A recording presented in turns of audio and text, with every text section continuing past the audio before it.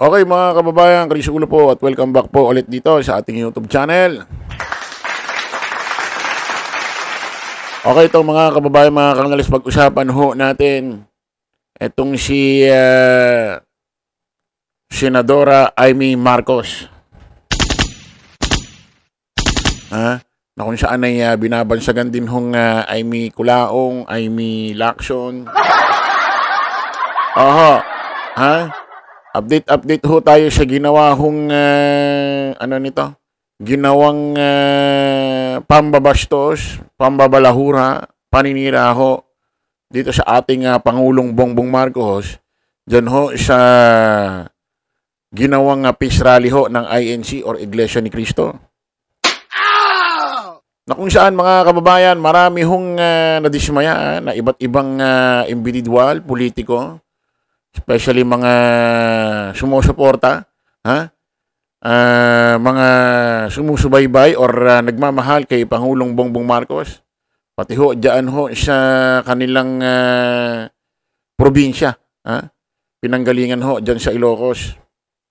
O ito mga kababayan, sa unang pagkakataon may nagsalita ho, mga kababayan, mismong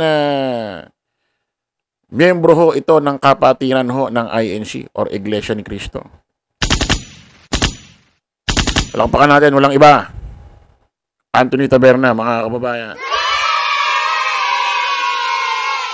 Ganda ng introduction ko sa sir, dati nakikriticize natin ito kahit pa paano makabawi-bawi man lang tayo sa introduction.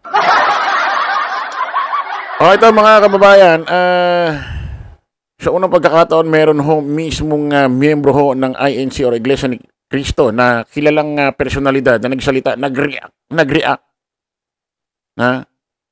ho dito sa ginawa hong pambabastos, paninira, pagyurak ni Senadora Amy Marcos dito sa ating Pangulong Bongbong Marcos, dyan ho sa ginawang peace rally ng INC, dyan ho sa Luneta Park. Ay sabi kasi sa social media, mga kababayan, pupwedeng kaya itong INC, Iglesia ni Cristo, hindi na ho tinapos. Ang dapat ay 3 araw ho nilang peace rally dyan sa Luneta kasi ginawa na lang hong 2 araw. Matapos ho magsalita itong si Senadora Amy Marcos. Kasi marami hong nagulat, nagsalita ho ng gabi, mamaya natapos na. Tapos diniliklara ng INC or spokesperson ho ng INC na ito raw hong 3 days peace rally nila sa Luneta Park ay nagtatapos na nung araw ho ng 17. Na nagsimula ng 16 na dapat matatapos pa ng 18 ho ng gabi. Ito na mga kababayan, sa isang programa ho ni Katunying Taberna at dito kaya sa lagi kong nakakalimutan pangalan na partner niya. Jerry Baha ba ito? Hindi tayo nagkakamali. Jerry Baha. Sa kanilang programa na 2x2 ay may binulgar ho. Etong si Katunying Taberna. Sa ginawa hong pahayag, paninira, pambabastos, pambabalahura ni Senadora Amy Marcos sa mismong buong kapatid ba o semi-kapatid na si Pangulong Bongbong Marcos. Pakinggan natin mga kababayan. Ang nabigla doon sa sinabi niya dahil hindi naman yun ang paksa ng kanyang tatalakayin dapat. Tinigil tuloy. Tungkol sa, hanggang bago umakyat pala si Senator Amy Cumbachero, nire-remind siya na stick with the topic Ang topic ay General Appropriations Act lang. Budget yung ibang lang. mga speakers dito mula pa kanina at pati mga speakers kahapon ay walang binabanggit tungkol sa destabilization. Ayan according pala kay Katunying Taberna, legit ho, miyembro ho ng INC or Iglesia ni Cristo, bago pala umakyat itong si Senadora Amy Marcos, abay, pinaalalahanan pala ito na stick to the topic. Pero, Abay, una kasi, ang topic ko ni Senador Amy Marcos about sa flood control issue na okay naman. No, kasi talagang buong Pilipinas, Luzon, Visayas, Mindanao, talaga alam na natin na nagkaroon ho ng corruption here. Corruption dyan sa maanumalyang flood control. Ha? Oh. Bigla akong nagsingit about ho sa issue kay Pangulong Bongbong Marcos. About ho sa pinagbabawal na gamot. Kumbaga sa budget, nag-insertion ho ng issue. Ha? Nag-insertion ho ng issue itong si Senadora Amy Marcos na dapat, hindi naman. Parang budget talaga, no? Tuloy natin. Papabagsak sa gobyerno. Ang totoo nga ayaw ng INC na pabagsakin ng gobyerno. Hindi ganun ang layunin. Hindi ganun ang layunin. Kasi nga mga kababayan, yung ginawa ni Senadora Amy Marcos, kung di ako nagkakamali, po pwedeng matawag na pagpapabagsak ho ng gobyerno. Kasi ang sinira niya ho rito, ang niyurakan, at ang tindi ho ng paratang na gumagamit ang ating presidente, Pangulong Bongbong Marcos, gumagamit ho ng pinagbabawal na gamot.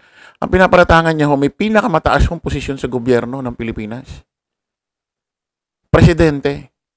Na kapag kumalat sa buong mundo yan, ay pwedeng maapektuhan ho ang ating bansang Pilipinas, ang ating gobyerno, dahil baka wala na hong mag-invest or wala na hong hindi na ho tayo makahikayat pati ho si Pangulong Bongbong Marcos na magtayo kayo sa amin ng mga business. Kasi lumalabas ang presidente, mga kababayan, parang ahente ho ito Parang ahente ho ito ng Pilipinas, parang hindi parang talagang representative siya ng Pilipinas. So baka wala na hong magtiwala sa ating bansa, baka isipin, totoo ang sinasabi ni Senador Amy Marcos, na ang namumuno rito bilang presidente sa ating Pilipinas ay isang gumagamit ho ng pinagbabawal na gamot. So, pwede ho talagang makapagpabaksak ng gobyerno itong sinabi ni Senadora Amy Marcos. Tuloy natin. Oo naman daw. Oo naman. naman Kaya lang, yung pala mismo, laman ng kanyang speech. Oo, kaya nakasulat. Ang nangyari kong Bachero, nung pagkatapos nung speech, hindi naman siya binastos, hindi naman siya pinatulan ng... May video pa nga na kinakamayan siya nung mga nandun sa rally hanggang sa makababa siya. Pero yun respeto. Respeto na lang yun. Tapos hindi siya papatayin ng mikropono doon. Baka, tama naman. Kasi may video nga ho, mga kababayan, na kung saan pagbaba ng Senador Amy Marcos, parang proud na proud pa siya sa sarili niya Talagang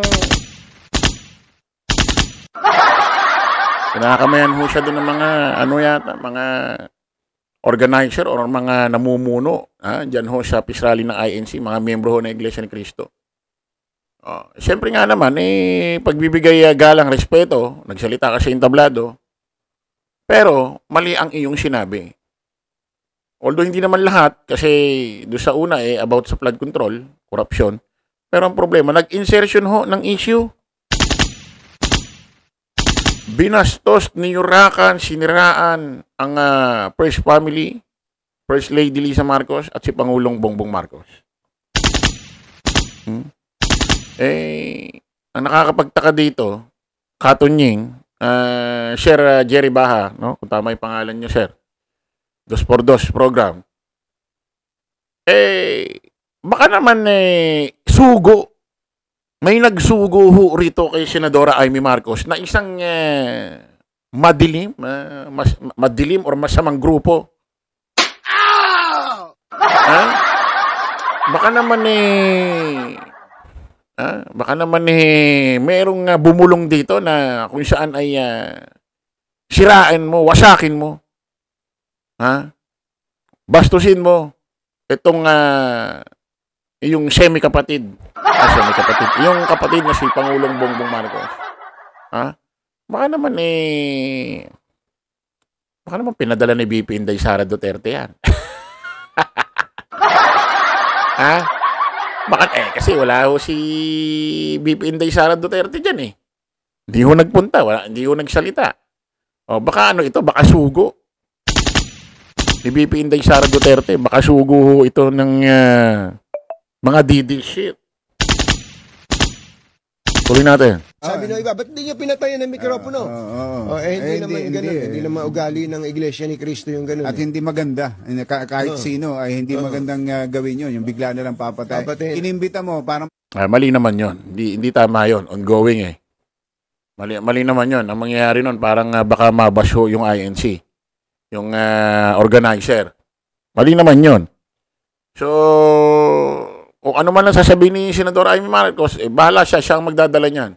Tuloy natin. Magsalita, tapos papatayin. Tapos papatayin yung mikropono. Ang nangyayari po, pagkatapos nun, ay baklas na, uwian na. Uwian na. Kasi baka biglang yung ibang na-agitate doon, gamitin pa yung mapayapang pagtitipon, inumpisang mapayapa, napakaganda naman nung, kita nyo naman, napakalinis nung Luneta, pag-alis ng mga kapatid, uwian na. Baka kasi may magsamantala at biglang may magsisigaw doon na tara na sa Malacanang. Yung mga ganon. Ang problema. Ang dali-daling hindi. Kaya pinasya po. Ayan, maliwanag ho, mga kababayan. Talagang malaki ang posibilidad na kaya tinapos na ho ng INC or Iglesia ni Cristo ang kanilang peace rally na dapat 3 araw. Pero nilast day na nila ho nung 17. Matapos ho magsalita itong hayop tuloy, sorry po. Matapos ho magsalita itong kapatid ni Pangulong Bongbong Marcos na si Senadora Amy Marcos, no, na nihirakan, siniraan, binalahura ho ang pamilya Marcos, ang first family, Epelisa Marcos, First Lady at si Pangulong Bongbong Marcos. Kasi baka maging